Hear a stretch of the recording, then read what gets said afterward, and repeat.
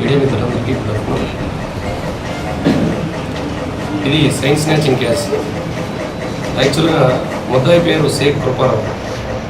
ఇతనితో పాటు ఇతను అసోసియేట్ మల్లెల కొండారెడ్డి కూడా ఉన్నాడు. ఇతను దొంగతనాలు చేస్తే ఆ ప్రాపర్టీని ఈ మల్లెల కొండారెడ్డి అని A2 ముద్దాయి తీసుకుంటూ ఉంటాడు. ఈ సంవత్సరం జనవరి 3వ తారీఖున జైరామ్ విజయలక్ష్మి అని ఆర్యవైశ్య వర్గానికి చెందిన ఒక మహిళ, 60 సంవత్సరాల మహిళ, ఇక్కడ వెంకటేశ్వర స్వామి గుడికి వచ్చి వాళ్ళ బంధువు బైక్ మీద బ్యాంక్ కాలనీలో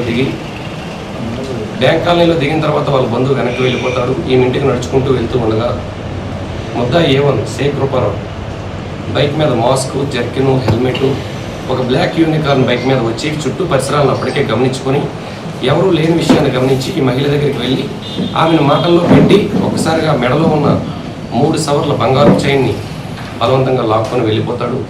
దీని మీద ఆ రోజు FIR కట్టడం జరిగింది. అప్పటి నుంచి కూడా ఇతను చాలా మోస్ట్ వాంటెడ్ ముద్దాయి.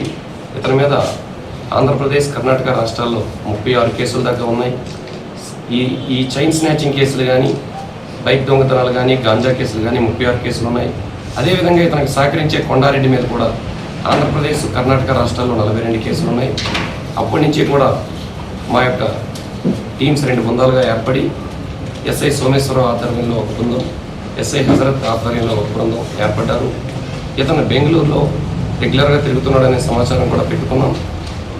ఈ నెల 25 అనగా ఈరోజు ఉదయాన్న 10:30 సమయంలో మరలా ఈ దొంగతనం నేపథ్యంలో అతని చిలకలూరుపేట పట్టణంలోకి ఎంటర్ అయ్యాడనే సమాచారం వచ్చింది.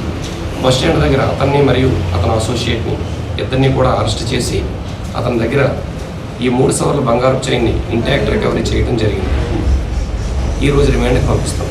అదేవిధంగా మీడియా మిత్రులు, ఈ మీడియా వేదికగా ఇంకొక విషయం చెప్పదలుచుకున్నాం. బంగారం రేట్లు బాగా పెరిగాయి కాబట్టి ప్రజలందరూ కూడా అప్రమత్తంగా ఉండమని మరొకసారి హెచ్చరిస్తున్నాం.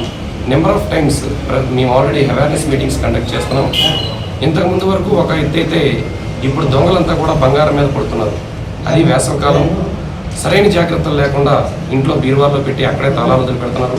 కొందరు ఇంటికి లాక్ చేసుకోకుండా బయట పడుకుంటున్నారు. ఇట్లాంటి నిర్లక్ష్యపూరిత వైఖరి వలన దొంగతనాలు ఎక్కువగా జరుగుతున్నాయి. కాబట్టి అందరినీ జాగ్రత్తగా ఉండమని చెప్తున్నాం.